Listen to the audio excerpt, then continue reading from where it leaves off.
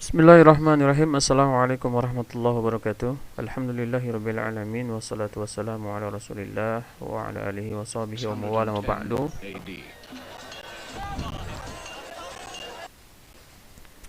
Ayuhat talaba rahimakumullah. Kaifa halukum jami'an. Mudah-mudahan antum semua dalam kondisi sehat walafiat, dan juga mudah-mudahan Allah Subhanahu wa taala senantiasa melindungi antum dan keluarga antum di rumah, sehingga antum dan keluarga di rumah dalam kondisi yang baik, sehat, dan seterusnya. Dan juga mudah-mudahan antum tetap dalam keimanan dan ketakwaan kepada Allah Subhanahu wa taala. Dan juga antum mudah-mudahan dalam kondisi tetap semangat untuk terus belajar dan menuntut ilmu, walaupun antum dalam kondisi atau sedang berada di rumah masing-masing. Tapi Ustadz berharap antum terus ya bersemangat, terus berpacu ya untuk senantiasa menjadikan antum lebih baik, belajar untuk kebaikan antum di masa yang akan datang. Taib, ala santri yang buat Allah Subhanahu wa taala, alhamdulillah di edisi daring kali ini kita sudah sampai kepada perjalanan Rasulullah Shallallahu Alaihi Wasallam di masa dakwahnya, di mana Rasulullah Shallallahu Alaihi Wasallam memulai dakwahnya secara sembunyi-sembunyi, kemudian dilanjutkan secara terang-terangan, dan juga dilanjutkan secara terang-terangan dan memerangi orang-orang yang berbuat jahat, orang-orang yang menghalangi dakwah Rasulullah Shallallahu Alaihi Wasallam. Jadi pada pertemuan hari ini kita akan membahas dakwah Rasulullah Shallallahu Alaihi Wasallam secara sembunyi-sembunyi, kemudian siapa saja sasarannya dan siapa saja yang masuk Islam pada periode ini, kemudian dilanjutkan dakwah secara terang-terangan, bagaimana Rasulullah SAW berdakwah di masa ini, apa saja dampaknya, apa saja kemudian hasilnya, siapa sajakah yang masuk Islam pada periode ini, dan kemudian bagaimana kesulitan yang dialami oleh kaum muslimin dan Rasulullah ketika berdakwah secara terang-terangan. Dan kemudian berikutnya adalah sampai kepada dakwah secara terang-terangan dengan kondisi yang berbeda ya, ketika kaum muslimin sudah mendapatkan atau sudah berjumlah banyak ketika di periode Madinah ya, ketika Rasulullah SAW setelah hijrah dari Mekah ke Madinah, maka dakwah Rasulullah SAW ketika itu mengalami perubahan ya, strategi dan siasah yang ini kemudian menentukan langkah dakwah ya, perkembangan atau kemajuan dakwah Islam seterusnya. Baik, kita mulai dari yang pertama, dakwah secara sembunyi-sembunyi. Pada dakwah secara sembunyi-sembunyi, Rasulullah Shallallahu Alaihi Wasallam memulai dakwah ini dengan kerabat-kerabat dekatnya. Memulai dakwah ini dari orang-orang yang diyakini oleh Rasulullah Shallallahu Alaihi Wasallam adalah orang yang baik dan pasti akan mempercayai apa yang disampaikan oleh Rasulullah SAW. Maka pada periode dakwah ini jelas yang pertama kali masuk Islam adalah istrinya, yaitu Khadijah. Karena Khadijah sendiri sudah mengetahui perjalanan kehidupan Rasulullah Shallallahu Alaihi Wasallam ya, karena Khadijah adalah istrinya yang setiap hari berada di samping Rasulullah Shallallahu Alaihi Wasallam, sehingga tidak ada keraguan pada Khadijah untuk tidak meyakini apa yang disampaikan oleh Rasulullah Shallallahu Alaihi Wasallam. Termasuk ketika Rasulullah Shallallahu Alaihi Wasallam menerima wahyu, Khadijah pun ya tidak lantas kemudian tidak mempercayai atau mengingkari, tetapi Khadijah kemudianlah yang memberikan solusi, yang memberikan ketenangan kepada Rasulullah, sehingga Rasulullah ketika itu ketika menerima wahyu yang pertama ya, yang tadinya dalam kondisi takut, gemetar dan seterusnya, hingga berhasil ditenangkan oleh Khadijah. Bahkan Khadijah kemudian mengantarkan Rasulullah SAW ke rumah Waraqah bin Nawfal, yang dari sinilah kemudian Rasulullah SAW mendapatkan ketenangan yang lebih tenang dari sebelumnya, dan meyakini bahwa yang dialaminya adalah satu peristiwa yang kemudian menjadi tanda ya kenabiannya.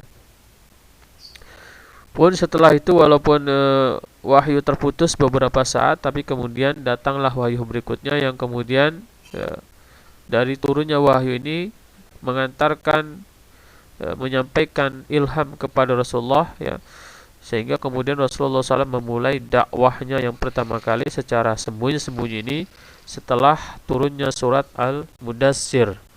Kum fa'anzir ya ayuhal mudaththir. Ketika itu Rasulullah SAW, ya, bertemu dengan malaikat Jibril, ya, di tengah perjalanannya, ya, ketika dalam kondisi gundah gulana, ketika Rasulullah dalam kondisi yang putus asa karena putusnya wahyu, tiba-tiba datanglah, bertemulah malaikat Jibril menampakkan dirinya sehingga membuat Rasulullah SAW kemudian ketakutan hingga pulang ke rumahnya dan minta diselimuti. Maka turunlah wahyu surat Al-Mudassir, ya ayuhal mudaththir, wahai orang yang berselimut, kum fa'anzir, berilah peringatan. Maka sejak saat itu kemudian Rasulullah SAW menyadari, ya, ilham datang kepadanya yang kemudian, ya, dalam tekadnya Rasulullah SAW meyakini bahwasanya dia adalah seorang nabi, sehingga kemudian dia mulai menyampaikan apa yang diyakininya, apa yang menjadi perintah dari Allah untuk memberikan peringatan kepada bangsa Arab ketika itu. Maka Rasulullah SAW, ya, tidak ada keraguan ketika itu, langsung, ya, mendatangi, ya, menyampaikan apa yang, ya, menjadi perintahnya kepada Khadijah. Khadijah pun kemudian langsung meyakininya dan masuk Islam ketika itu. Kemudian setelah masuk Islamnya Khadijah, maka Khadijah betul-betul memberikan peranan yang sangat luar biasa kepada kemajuan dakwah Rasulullah SAW. Pun Khadijah adalah orang yang selalu memberikan keteguhan kepada Rasulullah agar sabar terhadap cobaan yang diterima dari orang-orang jahiliyah dan seterusnya. Kemudian setelah Khadijah, maka orang terdekatnya adalah Ali bin Abi Thalib. Ali bin Abi Thalib adalah anak dari pamannya Abu Thalib. Di masa mudanya, di masa kecilnya Rasulullah pernah diasuh oleh Abu Thalib, ya, sampai umur Rasulullah 50 tahun pun Abu Thalib adalah orang yang selalu dekat dengan Rasulullah SAW dan termasuk banyak membantu, menolong, melindungi Rasulullah SAW dari orang-orang Quraisy. Dan anaknya Ali, ya, diasuh oleh Rasulullah ketika Ali berumur 10 tahun. Dan ketika itu Ali, ya, masuk Islam, ya, mohon maaf, ya, Ali bin Abi Thalib, ya, diasuh oleh Rasulullah Shallallahu Alaihi Wasallam, ya, sejak kecil. Dan ketika Ali berumur 10 tahun, Ali kemudian,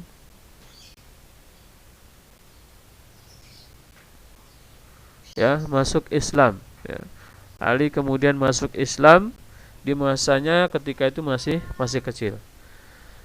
Dan Ali adalah salah satu khalifah yang nanti pada beberapa episode berikutnya Ustaz akan menjelaskan bagaimana kepahlawanan, bagaimana perjuangan Ali bin Abi Thalib, ya, bagaimana kemudian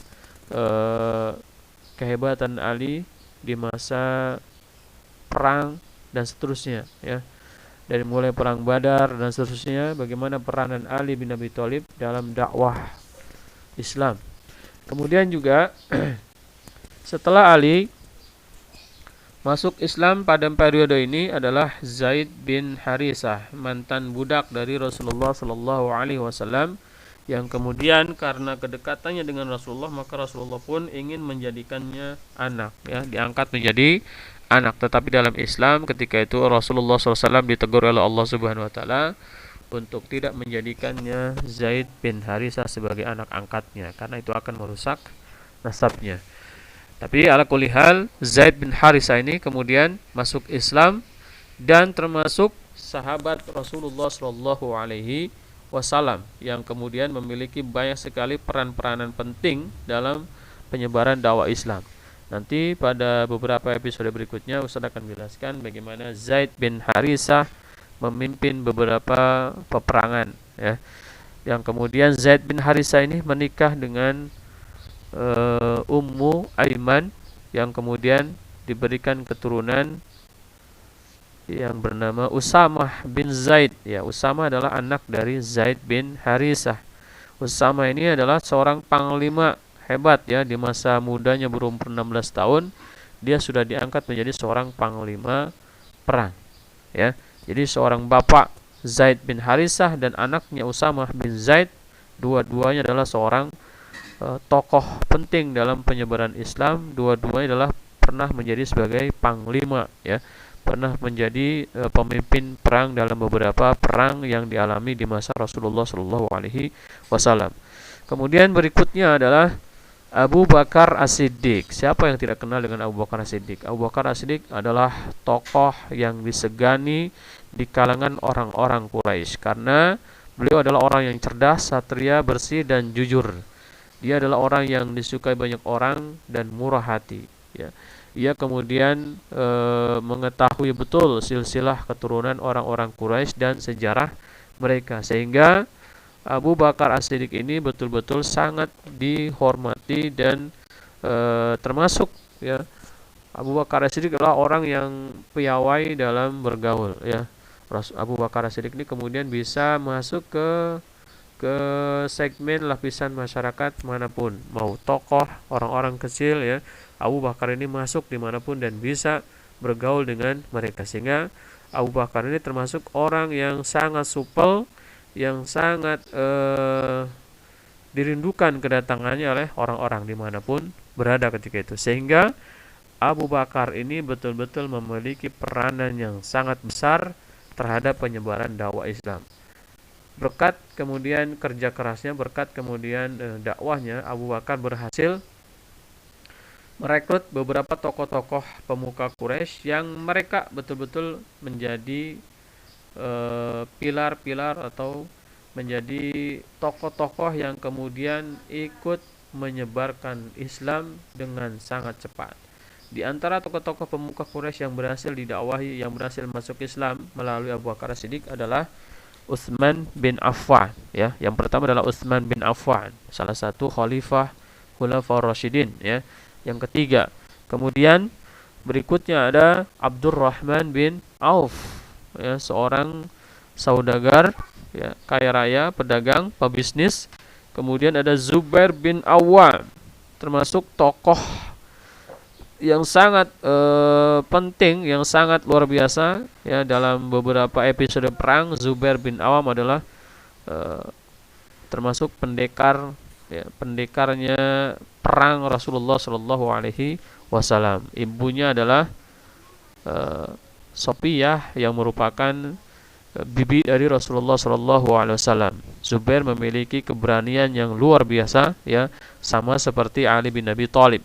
Kemudian juga Sa'ad bin Abi Waqqas, seorang tokoh yang memiliki keahlian memanah dan juga pernah menjadi panglima perang dalam beberapa perang ya, di masa yang nanti Ustaz akan jelaskan ya, beberapa episode perang yang di situ ada Sa'ad bin Abi Waqqas, ada Zubair bin Awam, ada Ali bin Abi Thalib dan seterusnya.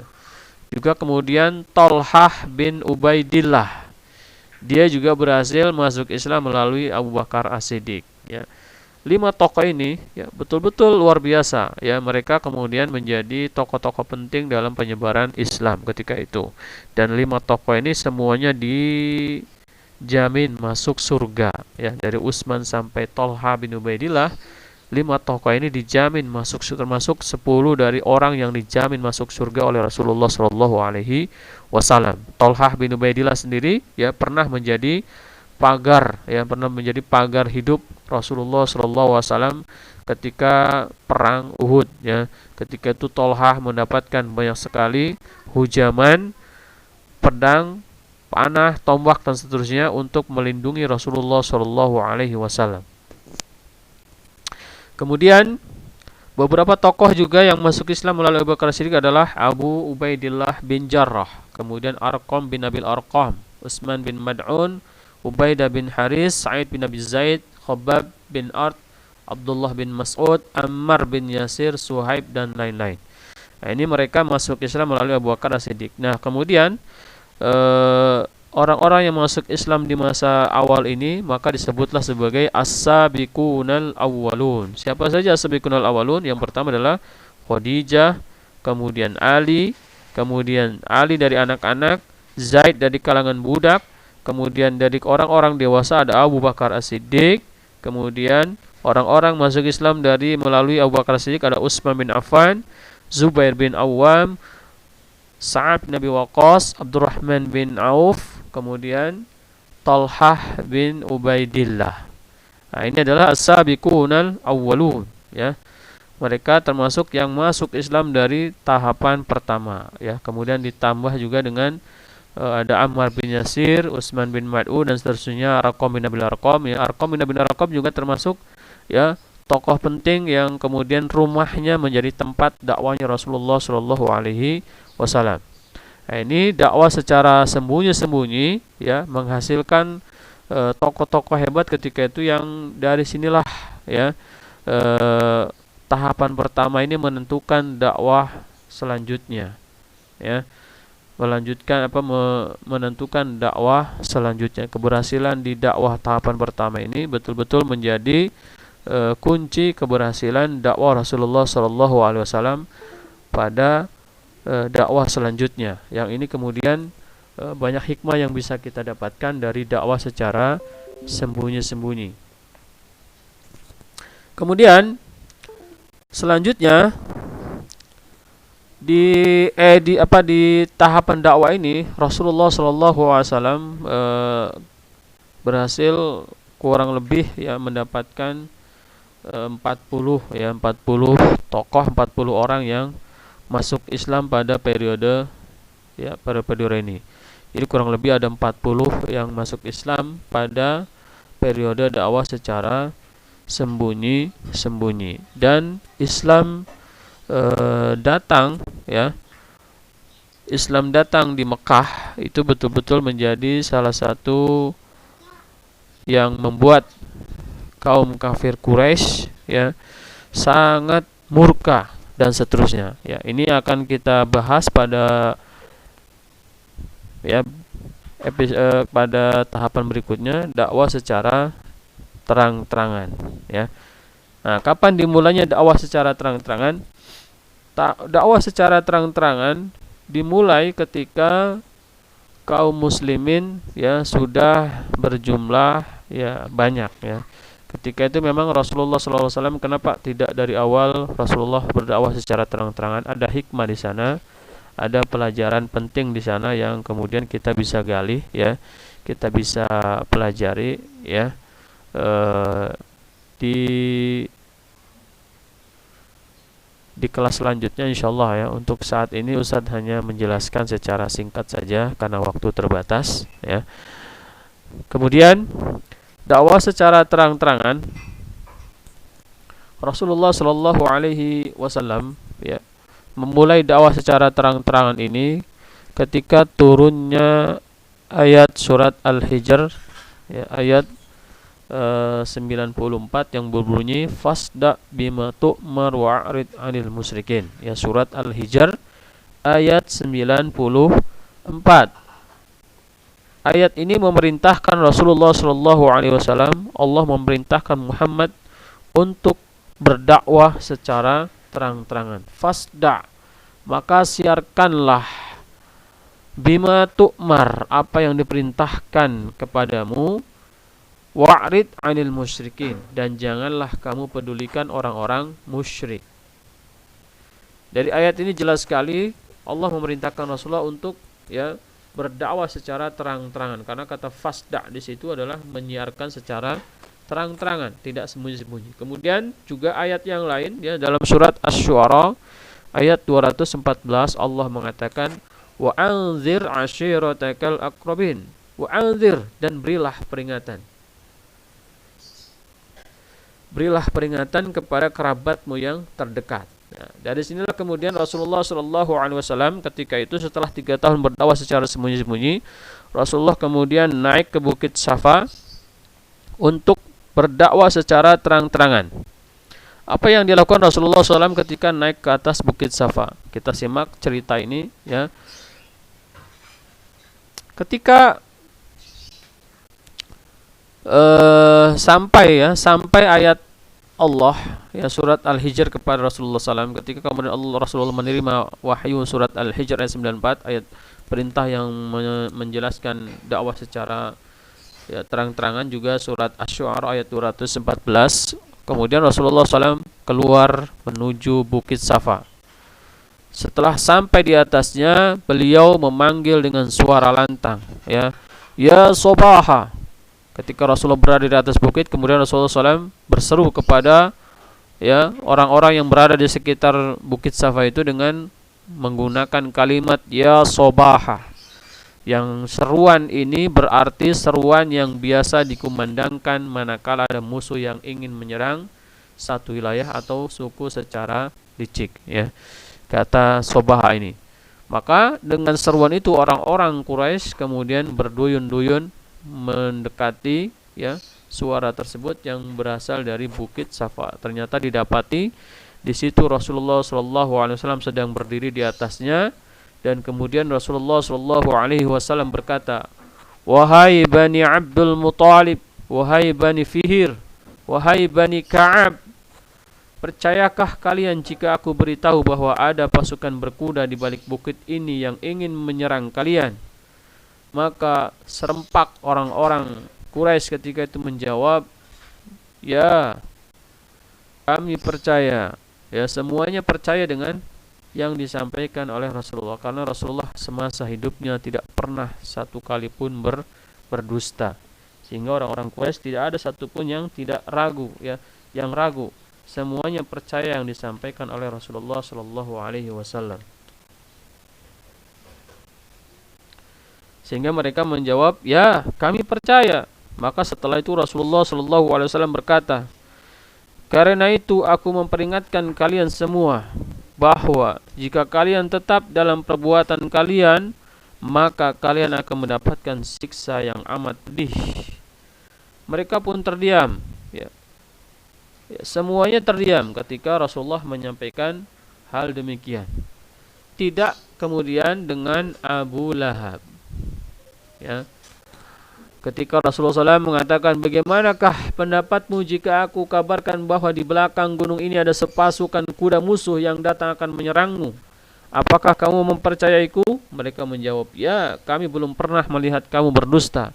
Maka Rasulullah kemudian, "Ketahuilah, sesungguhnya aku adalah seorang pemberi peringatan kepada kalian dari siksa yang pedih." Semua orang kemudian diam, kecuali Abu Lahab. Abu Lahab kemudian memprotes Rasulullah dengan mengatakan, "Tabban laka, tabban laka syairul yaum, alihada jama'tana." Sungguh celakalah kamu sepanjang hari, hanya untuk inikah kamu mengumpulkan kami? Itu kata Abu Lahab kepada Rasulullah sallallahu alaihi wasallam. Yang Abu Lahab adalah pamannya Rasulullah sallallahu alaihi wasallam, yang ketika Rasulullah lahir, Abu Lahab termasuk orang kerabat Rasulullah yang sangat senang ketika Muhammad lahir. Ketika itu bahkan Abu Lahab lah yang sampai kemudian memerdekakan budaknya, ya, bernama Thuwaibah, yang kemudian juga menjadi salah satu ibu susuan dari Rasulullah SAW. Tapi ketika di masa Rasulullah dewasa, ketika Rasulullah kemudian menyerukan Islam, apa yang terjadi? Pamannya berubah menjadi galak, menjadi jahat, dan seterusnya. Termasuk paman Rasulullah yang sangat benci kepada Muhammad adalah Abu Lahab, ya, bahkan menghalang-halangi dakwah Rasulullah Shallallahu Alaihi Wasallam. Binasalah kedua belah tangan Abu Lahab, dan sesungguhnya dia akan binasa. Surat Al-Lahab, ya. Dalam surat Al-Lahab Allah menurunkan surat Al-Lahab, ya, yang berbunyi, "Tabbat yada Abi Lahab, tabbat yada Abi Lahab wa..." Gimana ayatnya? Tabbat yada Abi, taib, ya. Tabbat yada Abi Lahab wa tab, wa imra'atuhu hamma latal hatab, fi jidiha hablum mim masad, ya, dan seterusnya. Taib, setelah itu kemudian Rasulullah Shallallahu Alaihi Wasallam, ya, tidak mempedulikan apa yang dikatakan oleh Abu Lahab, Rasulullah Shallallahu Alaihi Wasallam terus ya menyiarkan dakwahnya secara terang-terangan sejak saat itu. Maka dampak atau akibat yang dialami oleh Rasulullah Shallallahu Alaihi Wasallam ketika Rasulullah menyiarkan dakwah secara terang-terangan, kita akan membahasnya satu persatu. Bagaimana kemudian setelah Rasulullah keluar, ya, setelah kemudian Rasulullah Shallallahu Alaihi Wasallam menyerukan Islam, ya, di Bukit Safa, maka sejak saat itu orang-orang Quraisy, kaum Quraisy kemudian ya menyerukan, ya, menyampaikan permusuhannya kepada kaum muslimin, kepada Rasulullah Shallallahu Alaihi Wasallam, menyatakan penolakannya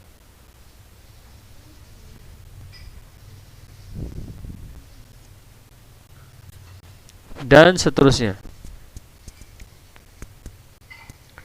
Dan di masa ini Rasulullah Shallallahu Alaihi Wasallam mengalami banyak sekali, ya, penyiksaan, banyak sekali halangan, rintangan yang dialami oleh Rasulullah Shallallahu Alaihi Wasallam, ya. Dan lagi-lagi Abu Thalib lah yang kemudian menjadi pembela Rasulullah Shallallahu Alaihi Wasallam. Setiap kali ada gangguan, maka Abu Thalib lah yang menjadi pelindungnya.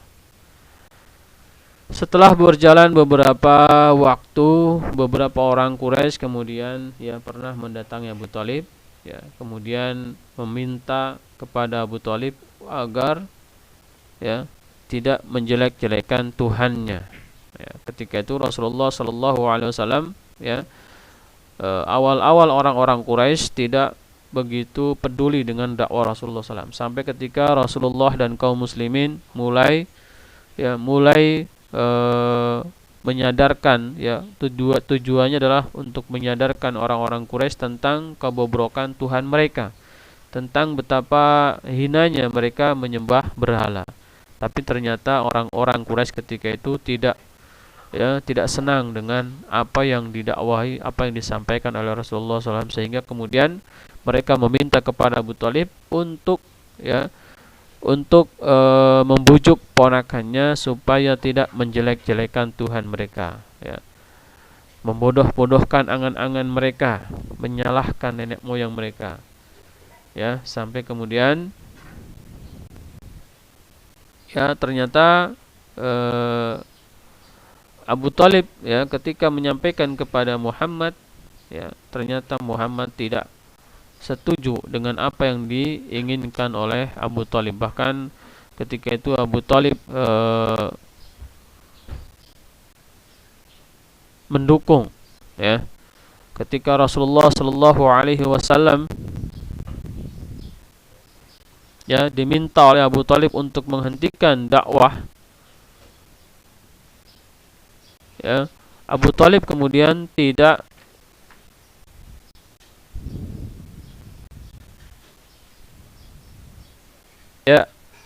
ketika kemudian ternyata Rasulullah Shallallahu Alaihi Wasallam, ya, tidak tergubris oleh Abu Thalib, ya, maka kemudian orang-orang Quraisy pun mendatangi lagi Abu Thalib dan kemudian meminta Abu Thalib untuk menghentikan dakwahnya.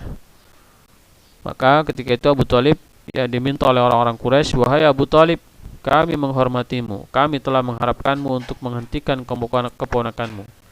Akan tetapi kamu tidak melakukannya. Sungguh kesabaran kami telah habis. Kami tidak bisa mendengar terus-menerus Tuhan-Tuhan, nenek-nenek moyang, dan angan-angan kami dicerca. Jika tidak, maka kami akan memerangimu dan Muhammad hingga salah satu pihak menemui kekalahan." Maka kemudian Abu Thalib dibuat serba bingung, ya, satu, ya, tidak ingin berpisah dengan kaumnya dan dimusuhi oleh mereka, tetapi di lain pihak Abu Bakar pun tidak ingin Rasulullah Shallallahu Alaihi Wasallam, ya, mengalami penyiksaan dan seterusnya, hingga kemudian Abu Thalib, ya, mendatangi Rasulullah Shallallahu Alaihi Wasallam, ya, dan meminta kepada Nabi untuk menghentikan dakwahnya. Maka apa jawaban dari Rasulullah? "Wahai paman, demi Allah, seandainya mereka meletakkan matahari di tangan kananku dan rembulan di tangan kiriku, agar aku meninggalkan perkara ini, agar aku meninggalkan dakwah ini hingga Allah memenangkannya atau aku binasa demi memperjuangkannya. Ya, Rasulullah tidak akan meninggalkan, ya. Rasulullah tidak akan meninggalkan perkara tersebut, meninggalkan dakwah tersebut hingga Allah menenangkannya atau binasa demi memperjuangkannya.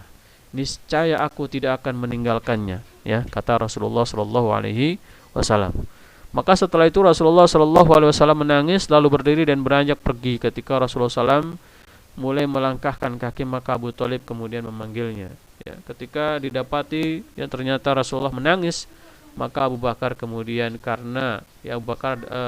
maka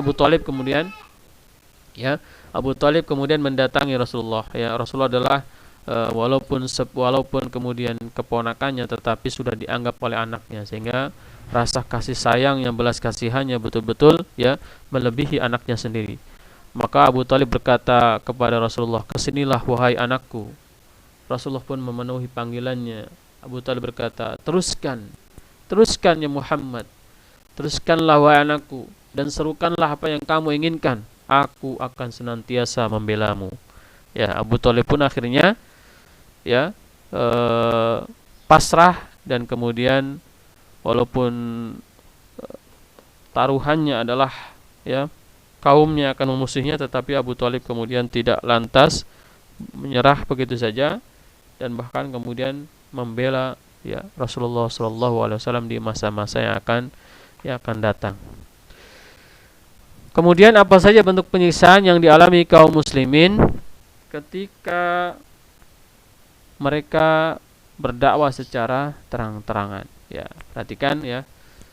Kita awali dari kisah yang dialami oleh Bilal bin Rabah, ya, salah satu budak yang kemudian masuk Islam. Ya, Bilal ini berasal dari Al-Habsyi, ya, termasuk bukan dari kalangan Arab, ya, dari Habsyi. Ini dari negeri luar, tapi kemudian masuk Islam, ya, dan dia adalah seorang budak. Nah, dia masuk Islam di masa-masa awal, termasuk generasi awal. Kemudian ketika keislamannya ini, ya, mengalami banyak sekali ya penyiksaan dan seterusnya, seperti yang dilakukan oleh majikannya yang bernama Umayyah bin Khalaf.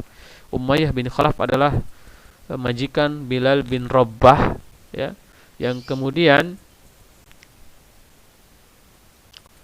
menyiksanya ketika Bilal bin Rabah masuk Islam. Maka dia tidak rela dengan keislaman Bilal, memerintahkan, memaksanya untuk keluar dari Islam, tetapi Bilal bin Rabah ketika itu teguh dengan keyakinannya, tetap dalam keislamannya walaupun disiksa dan seterusnya. Salah satu bentuk penyiksaannya adalah dengan ya, Bilal bin Rabah dijemur di tengah padang pasir, di tengah panas yang sangat menyengat, kemudian dadanya ditindih dengan batu yang sangat besar, ya, supaya kemudian keluar dari Islam. Ya, ketika itu Umayyah berkata kepadanya, "Kamu akan seperti ini terus sampai kamu mati, atau kamu mengingkari ajaran Muhammad dan menyembah Lata dan Uzza." Ya, ya, dipaksa untuk mengatakan Lata dan Uzza, tetapi yang keluar dari mulut Bilal bin Rabah ketika itu hanya Ahad, Ahad, Allah Maha Esa. Ya. Kemudian juga apa yang dialami oleh Ammar bin Yasir. Ya, Ammar bin Yasir, ya, ini satu keluarga mereka masuk Islam. Ya, Ammar, kemudian bapaknya Yasir dan ibunya Ummu Ammar. Ya, ya, mereka disiksa sampai kemudian bapak dan ibunya ini kemudian syahid. Ya, makanya kemudian Ummu Ammar dan bapaknya Ammar atau Yasir, ya, dua orang yang pertama kali syahid dalam Islam, ya, itu adalah ibunya Ammar yang dibunuh karena ia tidak mau keluar dari ajaran Islam, dan juga bapaknya Yasir. Ya, dua-duanya, bapaknya Ammar namanya Yasir, dua-duanya syahid ketika itu dan pertama kali syahid dalam Islam. Kemudian juga ada Mus'ab bin Umair. Ya, ini kisahnya panjang sekali ya tentang Mus'ab bin Umair, bagaimana perjuangan seorang anak bangsawan ya, seorang pemuda bangsawan Mekah yang sangat terkenal ya kebangsawanannya, kekayaan dan hartanya sangat melimpah hingga hidup dalam gelimang harta. Tetapi kemudian Mus'ab bin Umair ini meninggalkan itu semua karena keyakinannya dengan Islam. Ya, bahkan sampai dalam kisahnya Mus'ab bin Umair dipaksa untuk keluar dari Islam oleh ibunya, dipenjara, ditahan di rumahnya, tetapi Mus'ab bin Umair berhasil keluar. Dan bahkan kemudian Mus'ab bin Umair juga pernah ya diancam oleh ibunya, ya, ibunya mengancam dengan tidak makan, ya, tidak makan sampai anaknya ini masuk keluar dari Islam. Tetapi apa jawaban Mus'ab ya yang sangat luar biasa. Wahai ibu, ya, walaupun engkau memiliki 1000 nyawa, ya, satu persatu kemudian engkau hidup, kemudian mati lagi engkau hidup dan seterusnya, maka tidak akan keluar dari Islam. Itu jawaban Mus'ab bin Umair. Tapi walaupun begitu, Mus'ab bin Umair tetap masih menghormati ibunya, walaupun ya ketika itu ibunya memaksanya untuk keluar dari Islam, tetapi sebatas sebagai bentuk ya penghormatan sebagai karena ibunya. Ya. Kemudian juga Rasulullah Shallallahu Alaihi Wasallam sendiri pun ya pernah mengalami beberapa kali ya, penyiksaan.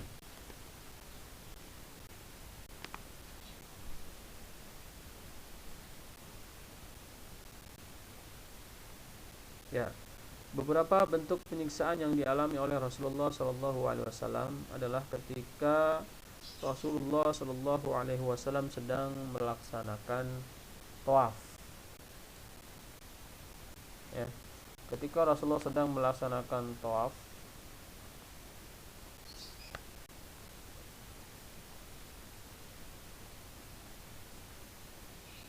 ya, Rasulullah Shallallahu Alaihi Wasallam kemudian yang mendapati perkataan-perkataan yang keji yang dilemparkan Quraisy kepada Rasulullah Shallallahu Alaihi Wasallam, ya, dari perkataan, kemudian dari fisik juga. Rasulullah Shallallahu Alaihi Wasallam ketika sedang tawaf, Rasulullah Shallallahu Alaihi Wasallam kemudian dikepung oleh mereka dan ditarik baju Rasulullah SAW, ditarik bajunya, ya, dan ini kemudian di ya, ya, berhasil diselamatkan oleh Abu Bakar As-Siddiq radhiyallahu anhu. Ya. Kemudian juga Rasulullah SAW pernah mendapatkan pemukulan, ya, kepalanya dipukul dan seterusnya, bahkan jenggotnya pernah ditarik, ya, dan seterusnya. Dan juga Abu Bakar As-Siddiq sendiri pun pernah mengalami penyiksaan oleh orang-orang Quraisy. Rasulullah SAW ya pernah dikeroyok dan dipukul oleh orang-orang Quraisy. Di antara mereka ada yang bernama Uqbah bin Rabi'ah. Ia memukul Abu Bakar radhiyallahu anhu dengan kedua terompahnya hingga wajah Abu Bakar babak belur. Ya, Uqbah bin Rabi'ah pernah memukul Abu Bakar As-Siddiq sampai mukanya Abu Bakar ini mengalami ya cedera yang babak belur. Kemudian juga sampai Abu Bakar pingsan, ya. Kemudian diangkat oleh orang-orang Bani Tamim, dan seterusnya. Kemudian juga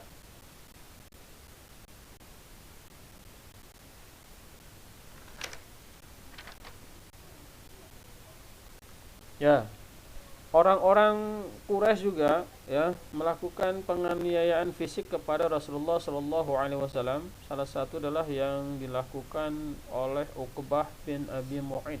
Ya. Uqbah bin Abi Mu'ayth pernah membawa kotoran unta. Kemudian ketika Rasulullah Shallallahu Alaihi Wasallam sedang sujud, ya, kotoran itu kemudian dijatuhkan di atas ya punggung Rasulullah Shallallahu Alaihi Wasallam. Sehingga Rasulullah SAW ketika itu tidak mengangkat kepalanya hingga datanglah Fatimah putrinya yang membersihkan kotoran tersebut. Ya, kemudian juga di hari yang lain Rasulullah SAW pernah ya didatangi oleh Uqbah bin Abi Mu'ayth juga. ya, kemudian ia mengikat baju Rasulullah SAW, mengikat ya bajunya, mengikat bajunya ini, kemudian mengikat bajunya ke leher Rasulullah SAW, sehingga kemudian Rasulullah tercekik dengan bajunya tersebut. Abu Bakar lah yang kemudian menolongnya. Itu beberapa bentuk penyiksaan yang dialami oleh Rasulullah dan juga beberapa kaum muslimin, ya, yang itu menandakan bentuk perlawanan mereka atas ketidak, ya, sukaannya dengan Islam, atas penolakannya terhadap risalah yang disampaikan oleh Rasulullah Shallallahu Alaihi Wasallam. Berikutnya adalah pada periode ini ternyata walaupun kemudian mereka mengalami penyiksaan dan seterusnya, ya, tetapi Islam tidak pernah, ya, ketika orang-orang sebagaimana saya sudah sampaikan di pelajaran pertama, sesungguhnya orang-orang Arab itu ketika mereka meyakini sebuah kebenaran, maka mereka akan meyakininya secara kuat, ya. Mereka akan berpegang teguh kepada yang apa mereka yakini, sehingga walaupun mereka disiksa, diancam dan dianiaya, tetapi mereka kemudian tidak ada satupun yang kemudian keluar dari Islamnya, bahkan justru kemudian bertambah, ya. Termasuk kemudian masuk Islamnya Hamzah bin Abdul Muthalib, ya. Hamzah bin Abdul Muthalib masuk Islam pada masa periode ini, ya. Juga termasuk nanti ada Umar bin Khattab.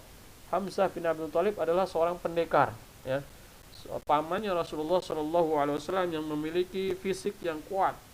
Ya, diceritakan dalam beberapa riwayat, Hamzah bin Abdul Muthalib ketika berburu, ya, bukan berburu kelinci, bukan berburu domba, ya, tetapi yang dia buru adalah singa.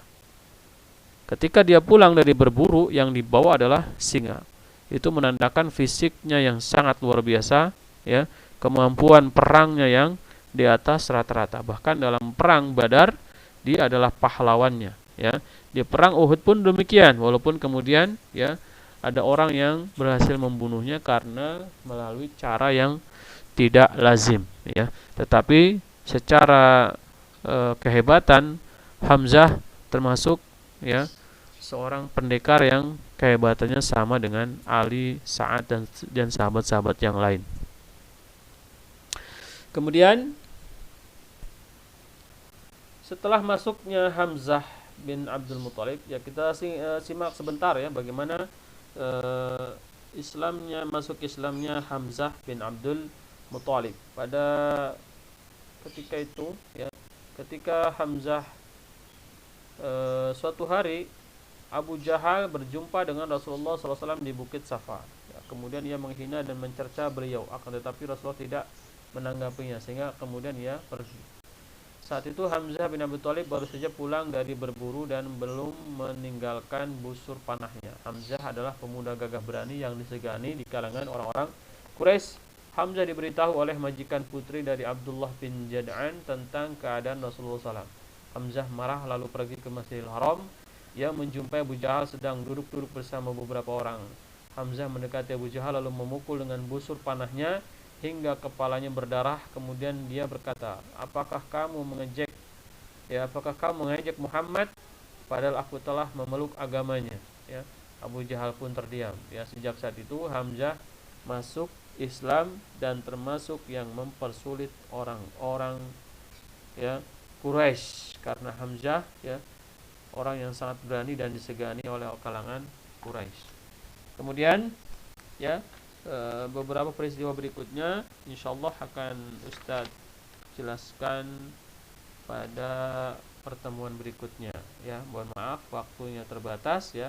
Masih banyak yang ingin Ustadz sampaikan, tetapi karena waktu yang terbatas, insyaallah untuk pertemuan hari ini sampai di sini, ya. Nanti pada pertemuan berikutnya kita akan membahas tentang bagaimana Rasulullah SAW hijrah ke Habasyah, ya, hijrah ke Ethiopia, insyaallah di pertemuan berikutnya. Dan juga Ustadz sampaikan, ya, ada ulangan sirah di pertemuan sebelumnya, antum siapkan, ya, untuk ulangan sirah, ya.